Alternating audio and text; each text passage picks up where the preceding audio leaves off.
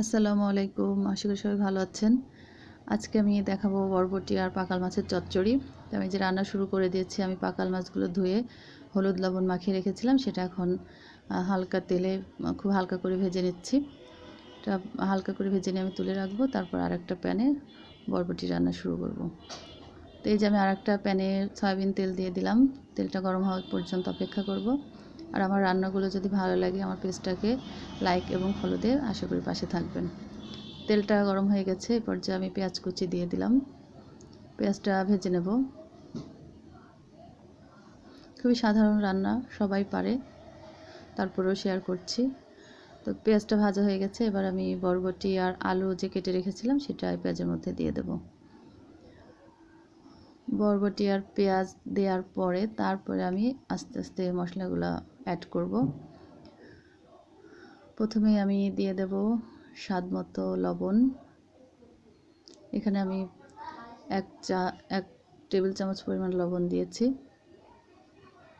আর বাকি সব গুঁড়া মশলা, হলুদ গুঁড়ো দিয়ে দিলাম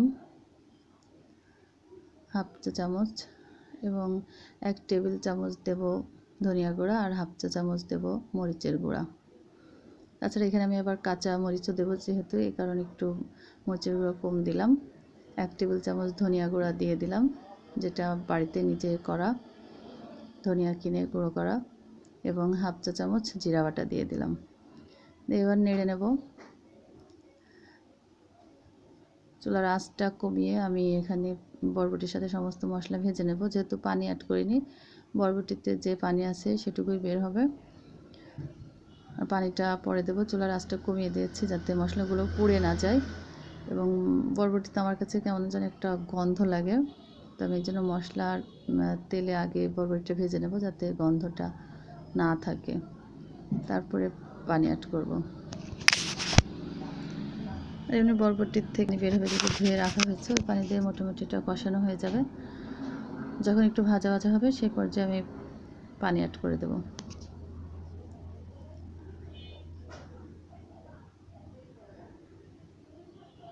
বরবটি সাধারণত আমার কাছে আগে আমি শুধু ভর্তা খেতাম, তো এখন এই বিভিন্ন ছোটো মাছ দিয়ে রান্না করে খাই, ভালোই লাগে। তো আমার বরবটিটা কষানো হয়ে গেছে, এবার আমি সিদ্ধ হওয়ার মতো পানি দিয়ে দিলাম, তারপরে ঢেকে দেব। এবং পানিটা ফুটে উঠলে তার মধ্যে আমি যে মাছগুলো আগে ভেজে রেখেছি মাছগুলো অ্যাড করে দেব। এই যে পানিটা ফুটে উঠেছে, এবার আমি যে মাছগুলো ভেজে রেখেছিলাম মাছগুলো বরবটির মধ্যে দিয়ে দেব, দিয়ে আবার ঢাকা দিয়ে দেব। কোনো ঝামেলা নেই, বারবার নাড়াচাড়া করা লাগবে না। এভাবে রেখে দিলেই মোটামুটি যখন পানিটা শুকিয়ে যাবে তখন নামিয়ে ফেলব। এবং আমি একটু মাখা মাখা অবস্থাতে নামাবো, একেবারে শুকিয়ে ফেলবো না, যেহেতু বরবটি খুব সহজেই ড্রাই হয়ে যায়। এর জন্য একটু মাখা মাখা ঝোল থাকা অবস্থায়, হালকা তেলের ঝোল আর কি, তেল বের হলেই হালকা একটু ঝোল থাকা অবস্থায় নামিয়ে রাখবো। তো সবাইকে সাথে থাকার জন্য ধন্যবাদ। আবার অন্য কোনো রেসিপি নিয়ে দেখাবে। এই যে আমার ফাইনাল লুক।